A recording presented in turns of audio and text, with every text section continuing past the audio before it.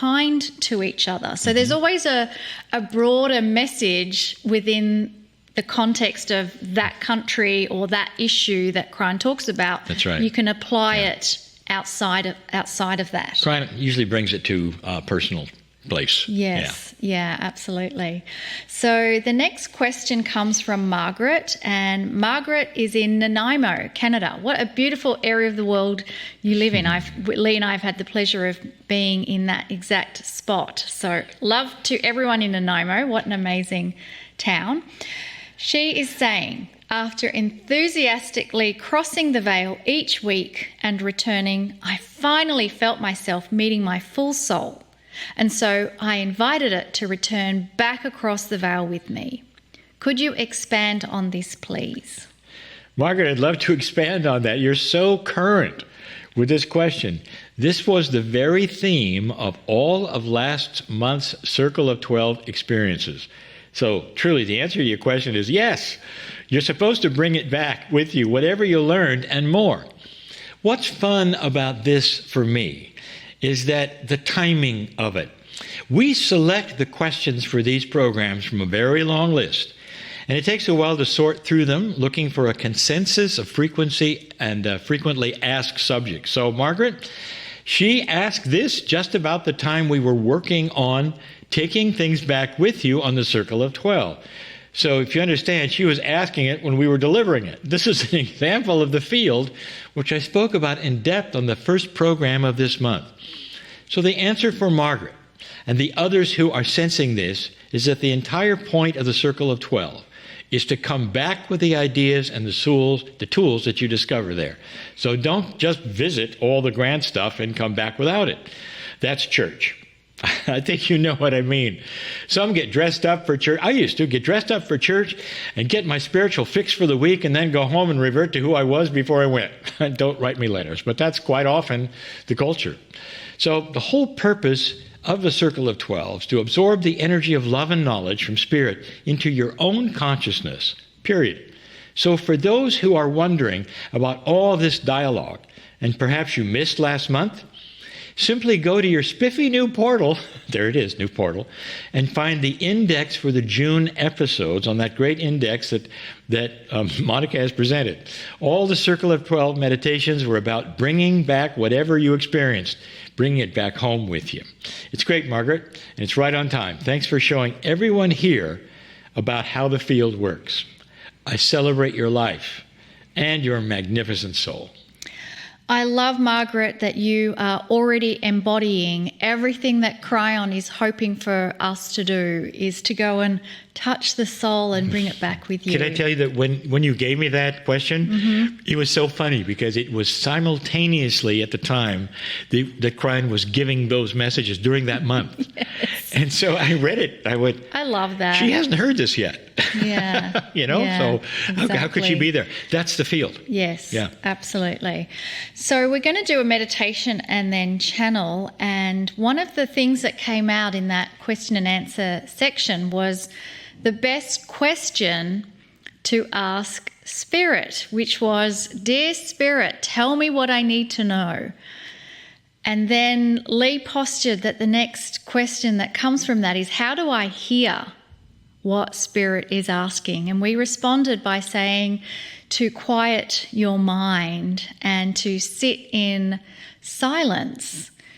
And I want to just add one more piece to that information, and that is when you become connected with your heart energy, when you create coherence between your pineal, your mind, your brain with your heart, and you slow your breathing, that creates a space of total relaxation within your body and a connection with the energy of your heart, which is always going to give you the answers that you seek. I think we can think of the heart as like a conduit for spirit, a conduit for intuition to come in and connect with you. So I invite you to close your eyes and place your awareness on the energy of your heart.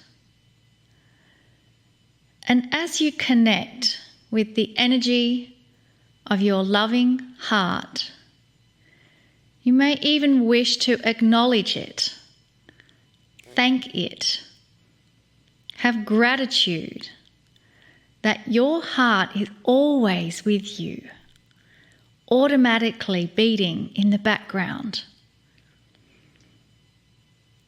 It is deeply connected with your soul energy. It is deeply connected to your intuition.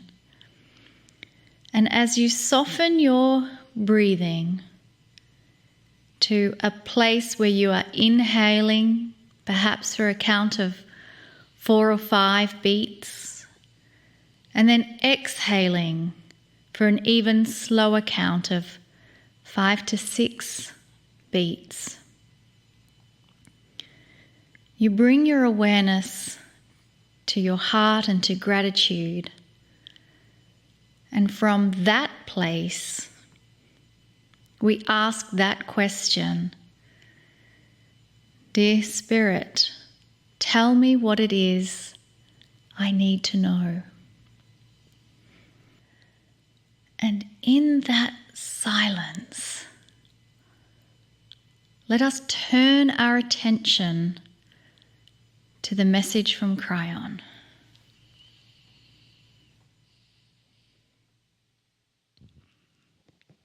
Greetings, dear ones. I am Kryon of Magnetic Service. What a time this is. If you heard the channeling from last week, I said these words. It's here. This is the shift. The one we told you was coming. This is the light coming to the planet, although it looks odd in so many ways. In these last 2 years, there's been a major shakeup of so many things. There have been decisions to make. How did you do? There have been so many things presented to you, and now it even continues, as I said it would. This is a time that you were born for. We gave a channel not too long ago. It had to do with that which you experienced even before you got here. We spoke of that beautiful consciousness of your soul before you ever get to this planet, deciding to come. And almost all of you listening to this program, even the ones who casually are listening, had a choice to come or not to come during a time that might be volatile.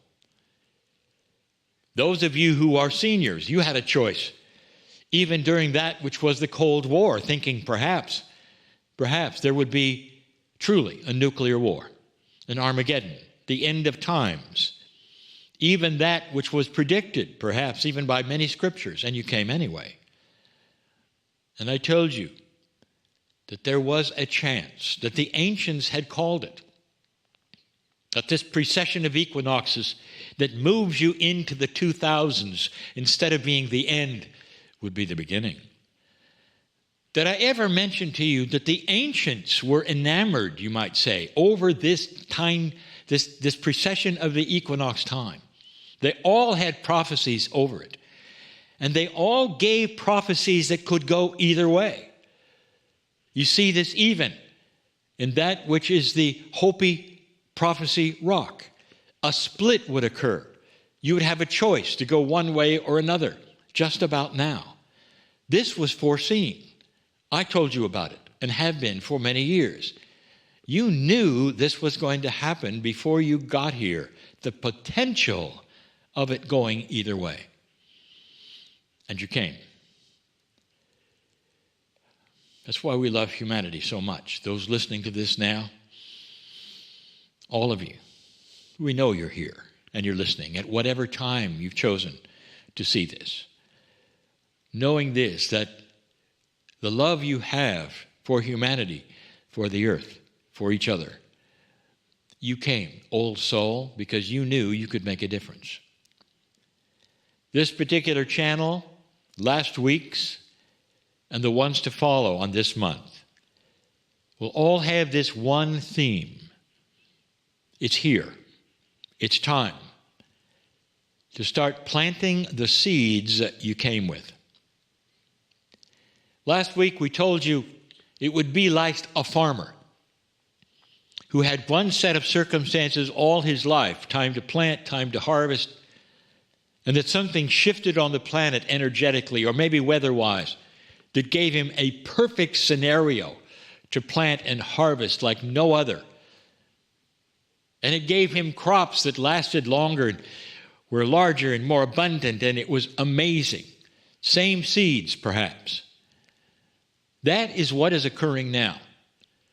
Everything you did and tried in the old energy that was sacred, metaphysical, now can blossom in a way that never has been seen on the planet. If you've put this together, it had to be this way. For even though light comes out, and we call it light coming to this planet, what it changes is you.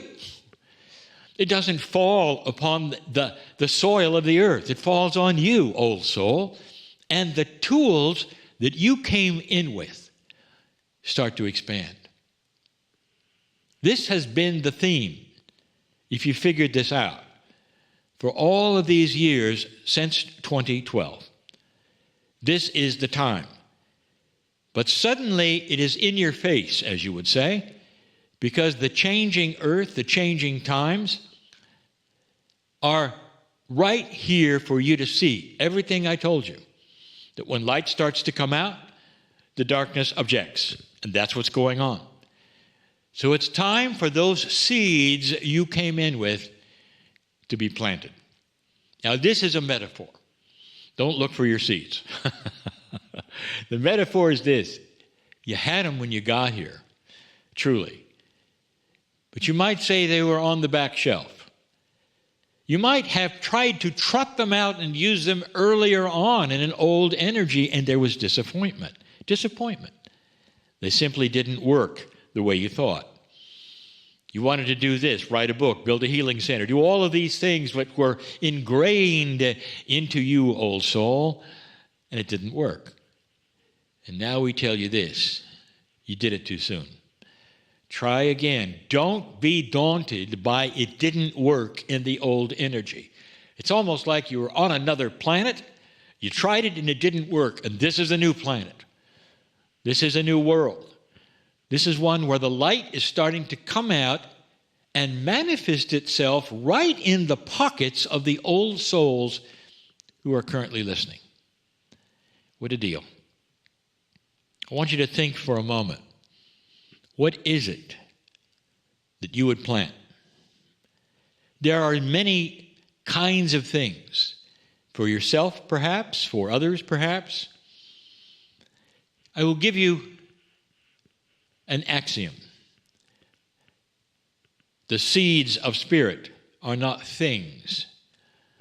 They are concepts. So every seed that you carry, every one that you carry, that metaphor, the thing that you have, that you can then plant and manifest on this planet, is a concept. Now, some of these concepts are personal. But in planting the personal seeds, they harvest for the world. Let me explain that yet again. When you change, the things around you change. It's the example we have given many times of how the field works. What you have that changes in you affects everyone. And it's not just perhaps those around you in your family or your partnerships or your businesses. These things that you have, that you place upon yourselves and develop yourselves, go into a field that literally surrounds the planet. You might say that individually, you change something which is much, much greater and bigger. Individually, the drops in the ocean, they change what the ocean is. If you think about how many drops there are, the salinity of them or whatever, it happened many times for them to be what they are, but each single drop made a difference. It's different with the field because certain kinds of drops affect the field in a greater way than others. For instance, you'll say, well, there are those putting anger in the field. Yes, there are. And there are those putting compassion and kindness in the field. Yes, there are. So here's what I'll tell you that has been told to you over and over. One is greatly more powerful than the other. One is an emotion. The other one is magnificence. Can you guess which is which? It's time for you to plant something. Let me make a suggestion on what it might be. Each one of you are magnificent. Each one of you carry the attributes of mastery. What would it be like for you and the planet if you took out those seeds of mastery and planted them right now? And here's what you can think to yourself, or here's what you can conceive of. You can conceptualize this. The seeds are of your own mastery. I have defined what is involved in this. You think differently. You act differently. You're more mature. Things in your life start to change. You're more relaxed.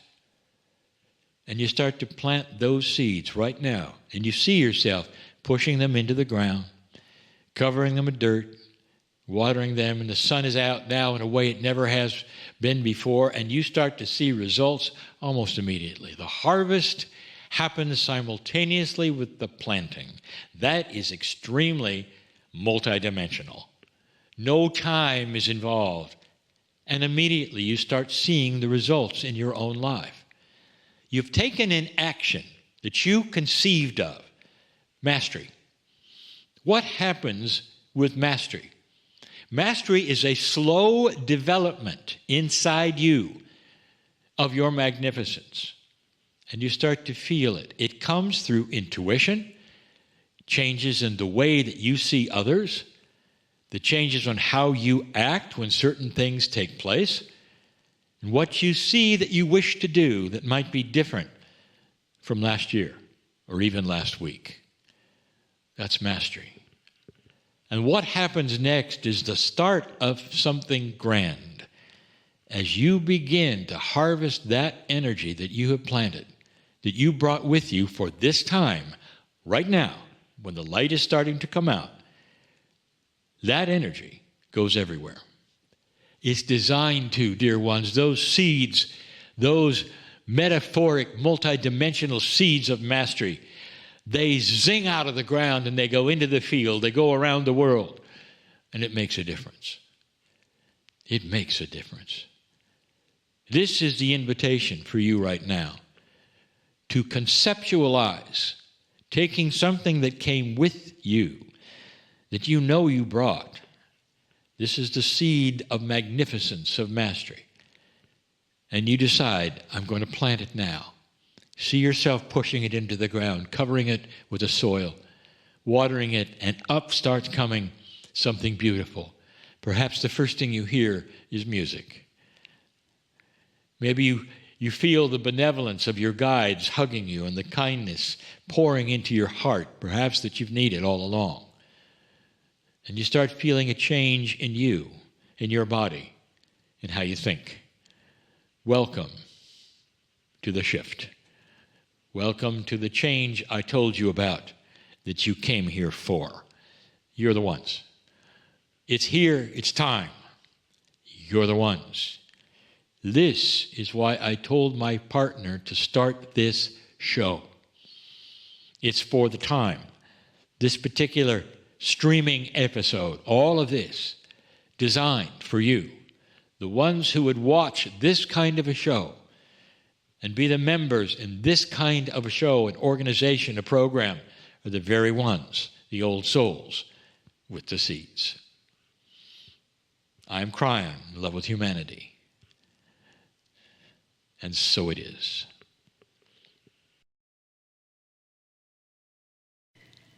And yet again, another beautiful message from Kryon. And allow some time to bring your awareness back into your body. If you've had those beautiful, precious eyes of yours closed, I invite you to open your eyes. And as you bring your awareness back into your body and your attention and focus back to us here in the studio, we are about to connect with a woman who is so deeply connected with the energy of the earth, and we are so delighted to have this opportunity to present Brooke Medicine Eagle with us tonight. And I want to make sure the Zoom feed is working. So Brooke, are you there? I am here, and I'm happy to be and honored. Wow, wonderful. Well, we actually first connected with Brooke by seeing her on the Earth Keepers Summit, and we were so enamored with her teachings and her energy and everything she had to share that we just knew we wanted her on the Healing Wednesday program. So we want to tell everyone about you, Brooke. We do. And just as Monica said, Brooke Medicine Eagle is a lover of this beautiful earth, and she has so many things going for her. She's a legendary indigenous earth keeper, a wisdom teacher, a mentor, a healer, a visionary, a singer, songwriter, shamanic practitioner, it's not hard to say fast, ceremonialist, and catalyst for wholeness. Whew. All of those things, and she really is. She's also the author of the American Native literary classic, Buffalo Woman Comes Singing, and of The Last Ghost Dance. Brooke is a sacred ecologist with a focused interest in promoting a conscious and sensuous relationship to all life and to living a harmonious, regenerative lifestyle. The primary ongoing resonance of her Eagle Song work promotes a heart-centered, ecologically sound, healing way for the flowering of individuals, Mother Earth, and all our relations. Over the last 45 years, her many music recordings, teachings, writings, conference appearances, and wilderness spiritual retreats have touched the hearts and minds of people internationally. Her offerings truly are empowering, enlightening, and very supportive of your best self and offering to the world. Now, Brooke now resides in the beautiful Four Corners area of southwest Colorado, inviting you to join her in the mountain beauty, ancient ruins, and sacred sites, so plentiful there. Brooke, welcome to the show. Thank you very much. I will tell you right now, the first thing, I'm going to turn you loose on it, but a little bit about yourself and how all this happened. I know you've been doing this for a while. Or even a welcoming prayer, as you often do. That would be wonderful. I would love that. All right. I'm going to do an offering prayer, and we'll go from there. I have a little bit of smudge going here and a beautiful eagle feather. So across this time and space in which we are totally connected, I send a prayer for clarity. I ask that I be a hollow bone to bring through, Creator, Mother, Father, your wisdom, your healing, the true healing and true love. And so on this good day, we begin connected with each other, in love with each other, and doing this for all our relations. Ho, mitakuyasan. Hey, hey, hey, hey. Hey ya ya, hey ya ho hi ya, hey ya ya, hey ya ho hi ya, hey ya ya, hey ya ho hi ya, hey ya ho hi ya, hey ya hey ya hey ya hi ya. So, all right. I was born and raised in the backcountry of the Crow Reservation in Montana. We had no running water. We had no electricity. We had no cars most of the time. We had a ranch with horses and cattle. And so I many times remember going to town to the little Indian village 10 miles away in a buggy. So I have expanded a lot of experience, including the hippie days in San Francisco when I was just sort of waking up to a whole other level of life. So I've really been called, and I think the call came from the fact that I would, I was on the land and with the animals all the time when I was a child. And I would get on a good little horse and go up the deer trails, up through the aspen groves, into the high mountain country, and spend all of that time. And I fell in love with this earth, this exquisitely, incredibly beautiful earth. And the clear springs that came down out of that country. And so I know that I'm here for the Mother Earth and all our relations, not just for humans. We're such a small part of the life here. So I'm here for the earth, and I'm just joyful to be here speaking for her, to be a voice for the earth and for all our relations. And tell us then about the arising feminine that is also part of your work. And I love you said that you're part of the earth, and we all feel earth is Mother Earth. It's a feminine energy, and please share that with us. Well, when I woke up this morning, I had this thought, and I wanted to say this initially before I forget it and lose track, because I want to talk about the feminine and its usefulness, its benefit for all people, including men. And what I wanted to point out is that when Lee drops away from himself, goes incredibly deep in this profound place of receptivity, making a space into which Kryon comes, it actually gives me chills. That is the feminine. That is the feminine. And all the activity and the moving and all that's so incredible in the masculine is absolutely wonderful. But what we say in our culture, in the indigenous and primary people, is that a true man is one who does his work, puts it out there, handles it, does all the masculine, and does it in service of the people, which is the feminine, the nurturing of the people. So thank you for that modeling. I really appreciate it. As you are describing that, to me, it really emphasizes the importance of the balance of the masculine and the feminine. So I have a feeling that's part of your teachings as well. Very much so. And part of it is that we've been in the patriarchy for 4 or 10,000 years or something. And so it's really about bringing that balance back. It's not about, the feminine is the only thing. No, the feminine needs to come up to balance. In some of the teachings, it said that one wing has been working, and that's the masculine. And now as we're coming into this new time, the second wing is able to open, and so that great bird of life can fly absolutely and glide beautifully. So what's interesting is that I think it was around 1993, the elders of indigenous traditions around the world handed the wands of power to the grandmothers and said, this is your time. This is the time of the feminine. And I didn't even understand what all that meant at that time.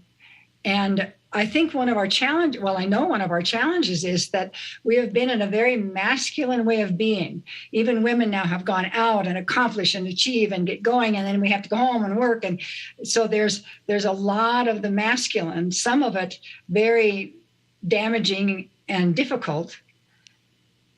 But we have that, we were raised like that. We went to school, we've worked, women have not, most of you, I don't think, received the teachings of the women's mysteries from your mothers and your grandmothers.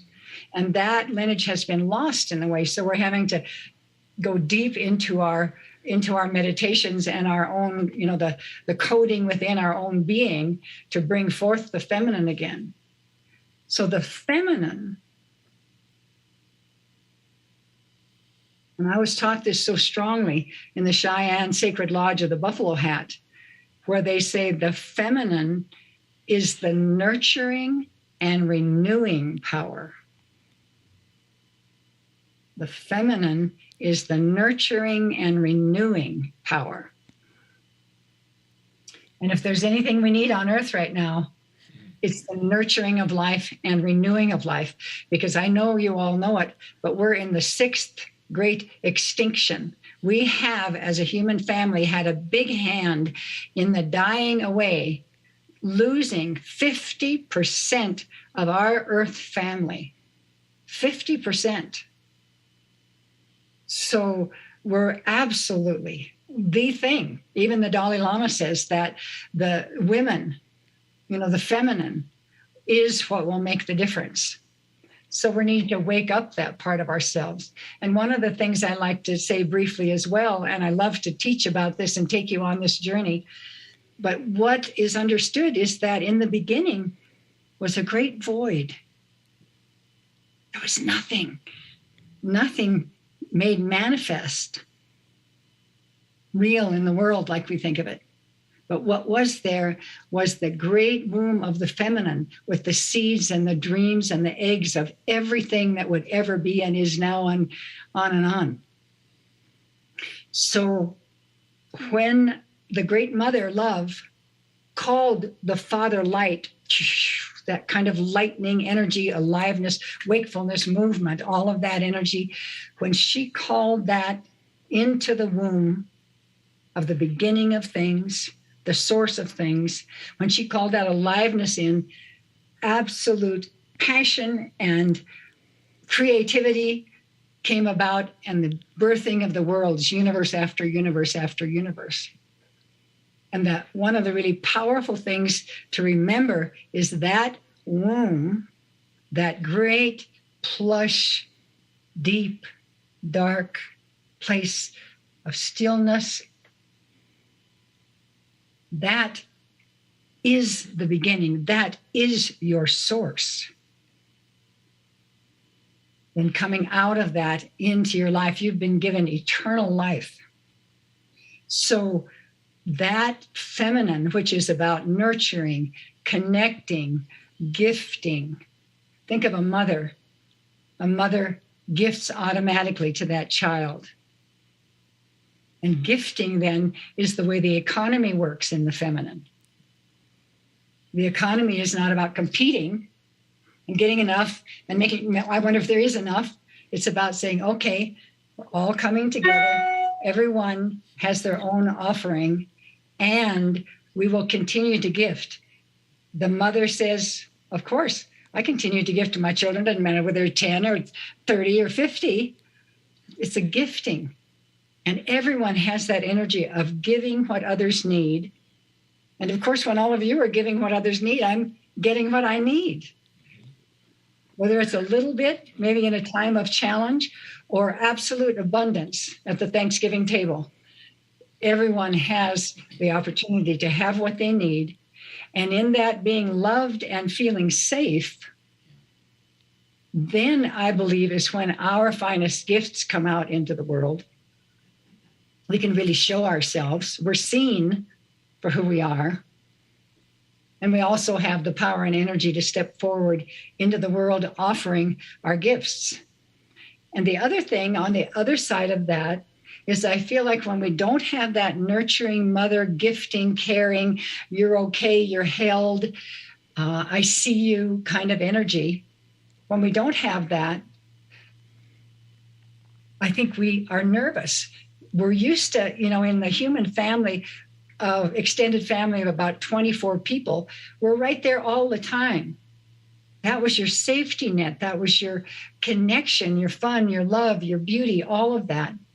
And without that, and as alone as we are these days, and not maybe feeling that love of the feminine around, surrounding us in the world, I think we can get greedy. It's like, well, I don't think there's anybody to take care of me, so I better get as much as I can.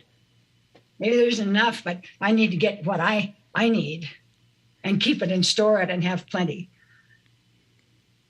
But when we're in that loving embrace of the great mother and we can drop back in I mean, what I invite you to do for the thing I'm saying do, a little practice, is an enormous practice. And that is to drop back into not doing, into not needing to know, into wondering, into quietness. Absolutely, making yourself like a vessel, a bowl, to which everything is cleared out. You have to let go of your personality. Let go of it all. Drop back into the plushness, the total wisdom and richness of the Great Mother's womb. You don't need to do anything. You don't need to know anything. You just need to open into that receptive nature, lying in the plush, full experience of everything. In the womb of the Great Mother is everything that's ever been or will be, the dreams that you want to make real. All of that is there, so you can be nourished. You can be stewed in it, to rest in it and be nourished. And then, and this is a piece I want to drop in and I can teach on for days, is that when women on the dark of the moon during their menstrual time, gathering together and praying, when they do that 4 days that women need off to do their deep work, the women go into resting because they've been on 24/7, 7 days a week,